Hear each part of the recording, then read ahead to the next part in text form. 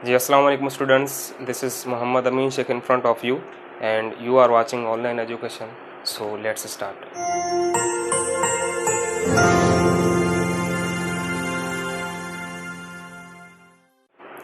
सो student, topic से बढ़ते हुए पहले आपसे बात कर लूँगा कि अगर आप इस चैनल पर नए हैं तो चैनल को ज़रूर सब्सक्राइब कर लें और बेल आइकन को प्रेस कर लें.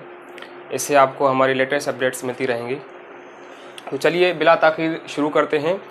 अब ये जो लेक्चर हमारा टॉपिक है introduction to organic chemistry, lecture number 2 है. हमारा टॉपिक्स जो है मॉडर्न ऑर्गेनिक केमिस्ट्री. तो modern definition of organic compounds को हम डिस्कस करेंगे. लेकिन अगर आपने लेक्चर नंबर 1 जो हमारा पिछला लेक्चर है वो अगर आपने नहीं देखा तो सबसे पहले आप वो देख लें, क्योंकि ऑर्गेनिक केमिस्ट्री का ये रूल है कि अगर आप बीच में कोई चीज़ छोड़ते हैं तो आपको आगे वाली चीज़ समझ में नहीं आएगी. तो इसलिए अगर आपको ये जो है वीडियो, ये लेक्चर जो है समझना है, लेक्चर नंबर 2 ये, तो आपको पहले वो लेक्चर सुनना पड़ेगा. ठीक है, तो पहले सबसे पहले आप वो सुने. आप उसका लिंक जो है मैंने आपको डिस्क्रिप्शन में दे दिया है, तो आप वहाँ से क्लिक करके वो लेक्चर सुन लें. तो शुरू करते हैं मॉडर्न ऑर्गेनिक केमिस्ट्री. ठीक है, पहला topic modern organic chemistry.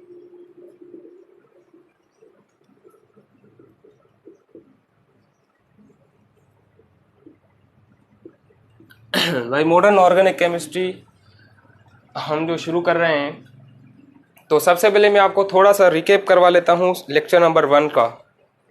Vital force theory जो हमने पहले लेक्चर में पढ़ी थी, उसमें क्या था कि भाई वाइटल फोर्स थ्योरी में जो वॉलर ने यूरिया कंपाउंड ऑब्टेन किया था अमोनियम साइनेट से, तो इससे जो वाइटल फोर्स थ्योरी तो रिजेक्ट हो गई थी बर्ज़िलस की.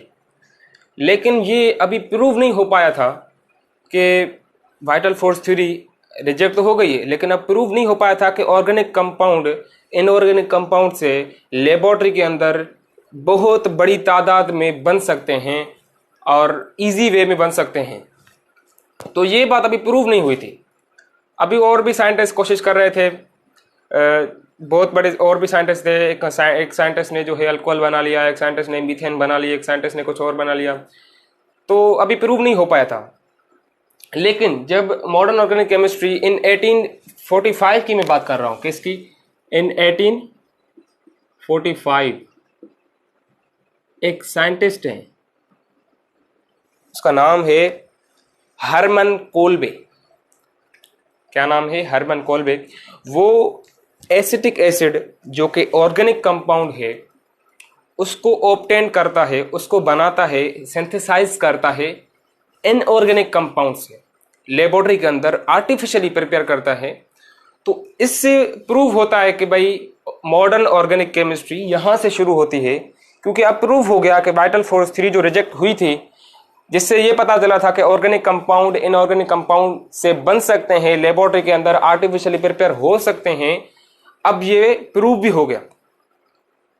अब इसको थोड़ा सा रिटन में हम अजम्पशन लिख लेते हैं. भाई साइंटिस्ट था कोलबे.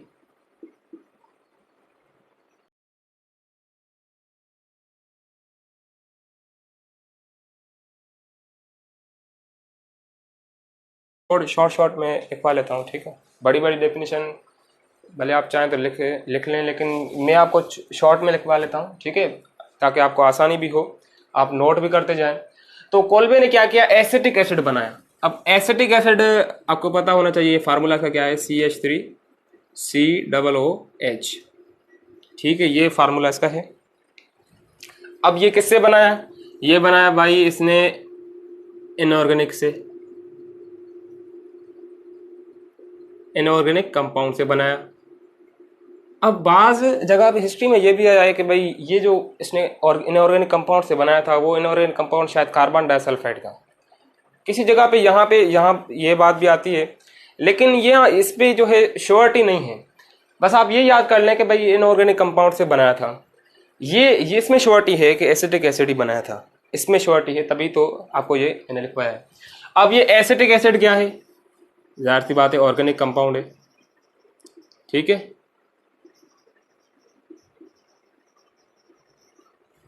अब ऑर्गेनिक कंपाउंड इसने इनऑर्गेनिक कंपाउंड से बनाया है. सिंथेसाइज किया है, ठीक है। कोल्बे ने क्या किया, सिंथेसाइज किया। कोल्बे ने क्या किया, इस कंपाउंड को सिंथेसाइज किया, एसिटिक एसिड को तैयार किया। तो इससे ये बात तो प्रूव हो गई, क्या प्रूव हो गई, that it has proved that organic compounds could be synthesized from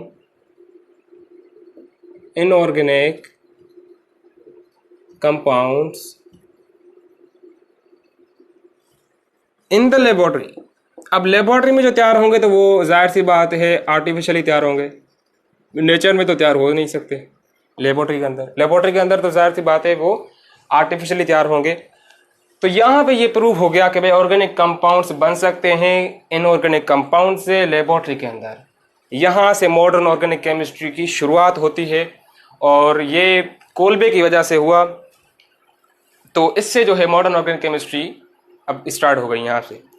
अब मज़ीद आगे बात करते हैं जनरल इंपॉर्टेंट नोट की तरफ, फिर हम बात करेंगे मॉडर्न डेफिनेशन की तरफ।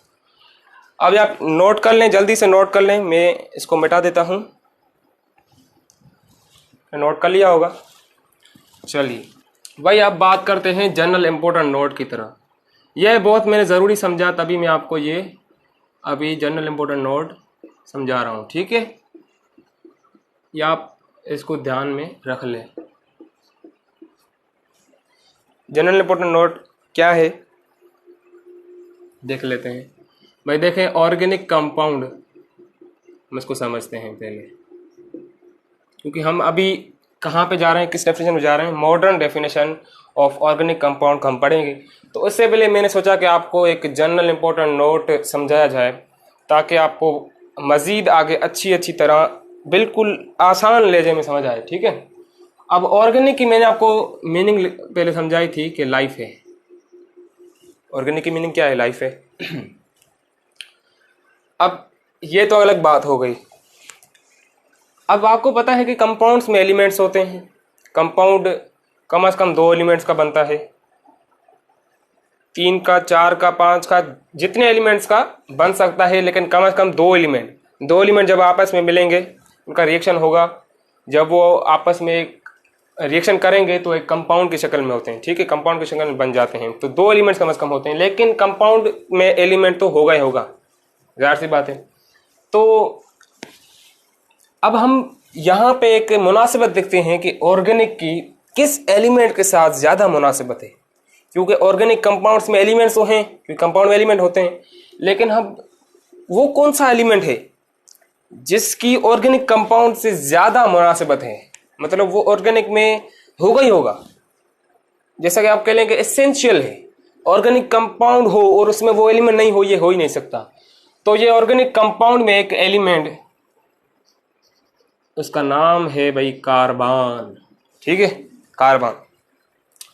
अब कार्बन को एक मतलब कहावत के तौर पे वो एक सेंटेंस भी कहते हैं, carbon is the element of life. देखें यहाँ पे आपने बात समझ ली, carbon as element of life, ये बड़ी मशहूर जो है कहावत है। तो carbon as element of life. अब आप यहाँ से कुछ इसकी मुनासिबत देखें, ऑर्गेनिक की मीनिंग लाइफ है, कार्बन एलिमेंट है लाइफ का। देखें कुछ मुनासिबत आपको लग रही है कि एलिमेंट वो लाइफ का है, वो कंपाउंड लाइफ से आते हैं, मतलब लाइफ में होते हैं, ठीक है। तो ये तो नेचुरली भी होते हैं ऑर्गेनिक कंपाउंड, मैंने आपको बताया था पहले भी, नेचुरली तो ऑब्टेन अब तक हो रहे हैं, अभी भी हो रहे हैं, नेचुरली तो होते ही होते हैं, ठीक है। ये इससे आप ये इनकार नहीं कर सकते कि नेचुरली नहीं हो सकते। लेकिन वो जो मॉडर्न ऑर्गेनिक केमिस्ट्री की शुरुआत, जब मॉडर्न ऑर्गेनिक केमिस्ट्री में पहले पढ़ा, या वाइटल फोर्स थ्योरी जो रिजेक्शन हुई थी, उससे ये साबित हुआ था कि इनऑर्गेनिक कंपाउंड से भी ऑर्गेनिक कंपाउंड बन सकते हैं। नेचुरली भी बनते हैं, लेकिन इनऑर्गेनिक से भी बन सकते हैं, ये बात हुई थी। लेकिन जाहिर सी बात है ऑर्गेनिक मीनिंग तो लाइफ से, लाइफ का है, ठीक है। अब ऑर्गेनिक की मीनिंग क्या, लाइफ। अब यहाँ से ये बात मुनासिबत इसकी होती है कि भाई ऑर्गेनिक और कार्बन की आपस में क्या बड़ा रिलेशन है, ठीक है। तब भी ऑर्गेनिक केमिस्ट्री को ये भी कहते हैं कि भाई मतलब कार्बन जो एलिमेंट है कार्बन का, कार्बन जो एलिमेंट है, carbon is the essential element in organic chemistry। या इन्होंने एक थ्योरी भी बनाई थी, एक पहले एक बात भी कही थी इन्होंने, साइंटिस्ट ने पहले, मतलब पहले की बात है कि उन्होंने ऑर्गेनिक केमिस्ट्री को ये अलग, जी मैं आपको समझाऊंगा अभी थोड़ी देर बाद। अच्छा, carbon is element of life हो गया। अगर आप इसका एग्जाम्पल देखें, अगर इसका एग्जाम्पल आपको मैं दूं तो एग्जाम्पल लेकिन आप समझ जाएंगे, लेकिन आपको मैं फिर भी दे देता हूं, या आप लिख लें भले। जैसे आप ग्लूकोज हो गया, ठीक है, शुगर कैन से हमें शुगर मिलती है, शुगर से ग्लूकोज भी मिलता है, ठीक है, ग्लूकोज और फ्रक्टोज का मिक्सचर होता है शुगर, या बहुत से और भी मतलब कंपाउंड से हमें मिलता है। तो ग्लूकोज का फार्मूला क्या है? C6H12O6। देखें इसमें भी कार्बन आ गया, ठीक है। अगर आप ग्लूकोज के अलावा किसी और कंपाउंड की बात करें, अल्कोहल की बात करें, जो उसको इथाइल अल्कोहल भी कहते हैं, तो भाई उसमें क्या है? C2H5OH। तो इसमें भी कार्बन आ गया। तो कार्बन होगा ही होगा, ठीक है। जो भी लाइफ से हमें चीज़ें, जो भी हमें कंपाउंड मिलते हैं लिविंग सोर्सेज से, उनमें तो कार्बन होगा ही होगा। लेकिन इनऑर्गेनिक कंपाउंड से जो हमें ऑर्गेनिक कंपाउंड मिलते हैं तो कार्बन जरूर होगा। ऑर्गेनिक के साथ कार्बन का बड़ा रिलेशन है। अच्छा, carbon essential element organic chemistry, ये बात थी। और इसको ऑर्गेनिक केमिस्ट्री को क्या कहते थे? Organic chemistry the study of carbon compounds is called the organic chemistry. ये बात भी मशहूर थी, ठीक है। ये ऑर्गेनिक केमिस्ट्री पहले वाली प्रीवियस कहते थे भाई द स्टडी ऑफ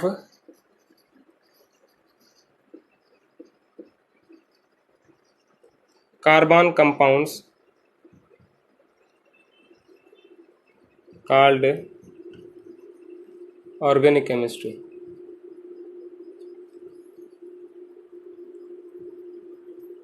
देखें यहां तक जो मैंने आपको बात की है, यहां तक ये तो जनरल इंपॉर्टेंट नोट मैंने आपको बता दिया, ये सही है, क्लियर है, ठीक है, इसमें कोई गलत बात नहीं है।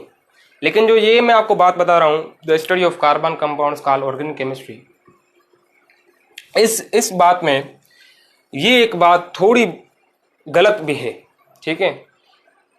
आप ऐसा तो कह सकते हैं कि भाई ऑर्गेनिक केमिस्ट्री कार्बन कंपाउंड्स इसमें होते हैं क्योंकि ऑर्गेनिक कार्बन के साथ रिलेशन है इसका, लेकिन ये 100% करेक्ट नहीं है। आप इसको ये नहीं कह सकते कि भाई ये 100% करेक्ट है, ये नहीं कह सकते आप इसको 100% करेक्ट नहीं कह सकते। क्यों? क्योंकि इसमें एक एक्सेप्शन भी आ जाती है।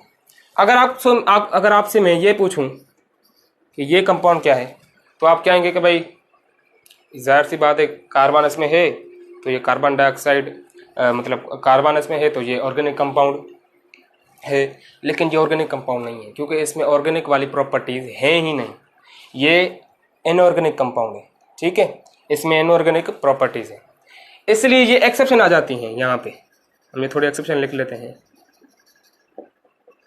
कौन सी? कार्बन डाइऑक्साइड है, ठीक है, कार्बन मोनोऑक्साइड है, और जैसे कि मेटल जिसके साथ हो कैल्शियम कार्बोनेट, ये हो गया। और बहुत से और कंपाउंड भी है जैसे साइनेट हैं, आइसोसाइनेट हैं, मतलब ये और से और कंपाउंड भी हो सकते हैं, ठीक है, एटसेट्रा। तो ये आप नहीं कह सकते बिल्कुल कि स्टडी ऑफ कार्बन कंपाउंड को हम ऑर्गेनिक केमिस्ट्री कहेंगे, ये नहीं है बात क्लियर, ये वाली नीचे वाली बात, क्योंकि एक्सेप्शन हैं। इसमें कार्बन है लेकिन ये ऑर्गेनिक कंपाउंड नहीं है, ये ऑर्गेनिक कंपाउंड नहीं है क्योंकि इसमें इनऑर्गेनिक प्रॉपर्टीज हैं। तो यहाँ से इन्होंने एक डेफिनेशन बनाई, मॉडर्न डेफिनेशन ऑर्गेनिक कंपाउंड, हम डिस्कस करेंगे उसको। अब आप उसको नोट कर लें, मैं आप हटा देता हूँ यहाँ से। सॉरी, अब बात करते हैं मॉडर्न डेफिनेशन की। आप नोट भी करते जाएं ताकि आपका टाइम भी जल्दी जल्दी, मतलब आराम से आपका भी लेक्चर कंप्लीट हो सके। Modern definition of organic compounds, ठीक है। अब हम इसको पढ़ेंगे modern definition of organic compounds को। अच्छा, इन्होंने अब क्या बात की थी, इन्होंने कहा कि भाई वो तो थ्योरी गलत थी, क्योंकि उसमें कार्बन कंपाउंड्स हम कह रहे थे, तो कार्बन डाइऑक्साइड भी है, कार्बन मोनोऑक्साइड भी है, इसमें कार्बन तो है लेकिन वो ऑर्गेनिक नहीं है कंपाउंड। तो उन्होंने एक डेफिनेशन बनाई कि भाई कंपाउंड्स कंटेनिंग हाइड्रोकार्बन यानी कि कार्बन और हाइड्रोजन, ठीक है, एज मेन एलिमेंट। क्या इन्होंने बात की कि भाई ये जो है मेन एलिमेंट है, ठीक है, मतलब कार्बन में होगा और हाइड्रोजन भी होगा। और दूसरी इन्होंने बात की थी कि भाई समटाइम्स अलोंग विथ सब एलिमेंट्स, जैसा कि आप सचेज आप कह लें भाई ऑक्सीजन है, नाइट्रोजन है, सल्फर है और हेलोजेंस जो भी हैं, एग्जांपल क्लोरीन हो गया, ब्रोमीन हो गया और आयोडीन है, एट्सेट्रा, ठीक है। तो अब ये बात तो हो गई कि भाई हाइड्रोकार्बन होंगे, उसका एग्जांपल भी आप लिख लें भले। उन्होंने ये बात की कि भाई ये देखें, ये CH4 देखें, ये कार्बन भी हो गया, हाइड्रोजन भी हो गया, ये क्या है, मीथेन, तो ये हाइड्रोकार्बन हो गए। इसका एग्जांपल कि भाई कार्बन हाइड्रोजन मिलाना है आपको, तो मिथाइल क्लोराइड, इसमें देखेंगे कार्बन हाइड्रोजन भी मेन एलिमेंट की तरह हो गए, और आपको ये क्लोरीन आपने लगा लिया, तो ये कंपाउंड क्या है, मिथाइल क्लोराइड।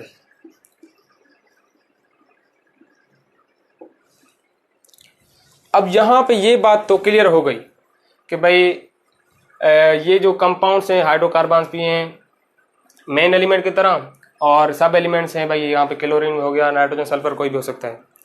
लेकिन ये बात अभी क्लियर नहीं हुई। अब यहां तक तो आपको बात ये क्लियर लगे कि भाई मिथाइल क्लोराइड, या जैसे ये एग्जांपल है, तो बात तो क्लियर लग रही है। लेकिन अगर आपसे मैं ये पूछूं कि ये कंपाउंड क्या है, तो आप कहेंगे कि भाई ये कंपाउंड ऑर्गेनिक है ही नहीं, क्योंकि इसमें हाइड्रोजन है ही नहीं। लेकिन ये कंपाउंड ऑर्गेनिक है। ये कंपाउंड क्या है, ऑर्गेनिक है। वो किस तरह है उसको हम अभी पढ़ेंगे, वो किस तरह है, क्यों है ऑर्गेनिक, चलिए उसको हम डिस्कस करते हैं अभी। तो हम बात कर रहे थे कि भाई कार्बन टेट्राक्लोराइड ये ऑर्गेनिक कंपाउंड कैसे है। ऑर्गेनिक कंपाउंड, इसकी अपनी प्रॉपर्टीज ऑर्गेनिक हैं, तो इसको ऑर्गेनिक कंपाउंड हम कहते हैं, ठीक है। लेकिन हम अब बात करते हैं कि कार्बन टेट्राक्लोराइड जो है हमें मिलता कहाँ से, ठीक है। हम जब मीथेन का रिएक्शन करवाते हैं क्लोरीन से, ठीक है, तो ये रिएक्शन होता है सनलाइट की मौजूदगी में 4 स्टेप्स में होता है, ठीक है। एक एक क्लोरीन मतलब मीथेन से मिलती जाती है, और वो जो कंपाउंड बनता है वो उससे ज़्यादा आस्ता आस्ता क्लोरीन मिलती जाती है, और हाइड्रोजन कार्बन जो है रिप्लेस करता जाता है। इसको कहते हैं सब्स्टिट्यूशन रिएक्शन। ये आगे हम डिटेल से पढ़ेंगे हाइड्रोकार्बन वाले चैप्टर में, ठीक है। तो अब हम शॉर्ट में पढ़ रहे हैं, ठीक है, तो हम डायरेक्ट हम करवाते हैं रिएक्शन इसका, क्लोरीन का डायरेक्ट 4th स्टेप में रिएक्शन करवाते हैं। तो हमें आखिर में जो कंपाउंड मिलता है वो मिलता है कार्बन टेट्राक्लोराइड, और साथ में मिलता है हाइड्रोक्लोरिक एसिड। तो बैलेंस कर लें आप, बैलेंस ये से हो गया, ठीक है। 4 हाइड्रोजन 4 क्लोरीन और 4 यहाँ पे क्लोरीन, 8 क्लोरीन, 2 टाइम 4 एसिड। चलो भाई, ये तो कार्बन टेट्राक्लोराइड बन गया। अब देखें आप, ये जो है क्या है, मीथेन, पहले कंपाउंड का नाम लिख लें, और ये क्या है, कार्बन टेट्राक्लोराइड, ठीक है। अब आप देखें कि ये जो मीथेन है वो क्या है, हाइड्रोकार्बन। ये क्या है, हाइड्रोकार्बन। और ये क्या है, ये है डेरिवेटिव ऑफ हाइड्रोकार्बन, क्योंकि हाइड्रोकार्बन से ये कंपाउंड हमें मिला है, ठीक है। तो जब इन्होंने देखा कि इसकी प्रॉपर्टीज ऑर्गेनिक से मिल रही हैं, तो इसको कहा कि भाई ये ऑर्गेनिक कंपाउंड ही है, जाहिर सी बात है, प्रॉपर्टीज ऑर्गेनिक है तो कंपाउंड भी क्या है, ऑर्गेनिक। तो ये तो हो गया डेरिवेटिव हाइड्रोकार्बन का। तो अब यहाँ से फिर उन्होंने कहा कि भाई अभी डेफिनेशन फिर चेंज करनी पड़ेगी, मॉडर्न डेफिनेशन इन्होंने बनाई थी। फिर उन्होंने कहा कि भाई कार्बन टेट्राक्लोराइड तो इसमें तो हाइड्रोजन है ही नहीं, तो ये फिर भी ऑर्गेनिक कंपाउंड है, ये तो अजीब बात थी। तो उन्होंने फिर एक डेफिनेशन बनाई, वो अब हम डिस्कस करेंगे। ठीक है, आप ये नोट कर लें, फिर मैं वो लिख लेता हूँ। अब वो है मॉडर्न एंड फाइनल डेफिनेशन। ठीक है, यहाँ से फाइनल हो गई भाई, अभी हम छेड़छाड़ नहीं करेंगे क्योंकि ये डेफिनेशन बन गई हैं ऑर्गेनिक कंपाउंड। ठीक है, अब इन्होंने बात की कि भाई दोज कंपाउंड्स, मैं शॉर्ट में लिखवा लेता हूँ आपको, शॉर्ट में बात आप पॉइंट नोट कर लें। Those compounds which contain hydrocarbons,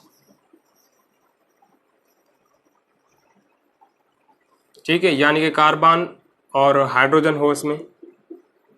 ठीक है, दूसरी बात डिराइव्ड फ्रॉम हाइड्रोकार्बन, मतलब डेरिवेटिव हो।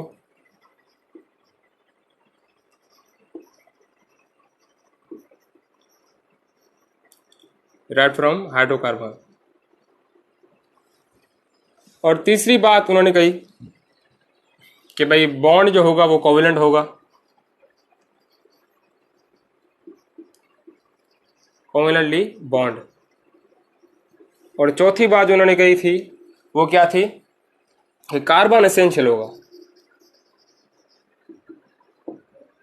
एसेंशियल, ठीक है, एलिमेंट होगा। अब ये जो है मॉडर्न एंड फाइनल डेफिनेशन है ऑर्गेनिक कंपाउंड की। ठीक है, जैसा कि अगर आप इसको एग्जाम्पल की तरह समझें तो जैसे कि हमने अभी डिस्कस किया था ये कार्बन टेट्राक्लोराइड का पहले। अब ये देखें, अगर मीथेन हम बात करें तो ये हाइड्रोकार्बन हो गई, ये पॉइंट। अब अगर डिराइव्ड फ्रॉम हाइड्रोकार्बन जो हमने बनाया था डेरिवेटिव, वो क्या था, कार्बन टेट्राक्लोराइड का। अब देखें इनमें कोवेलेंटली बॉन्ड तो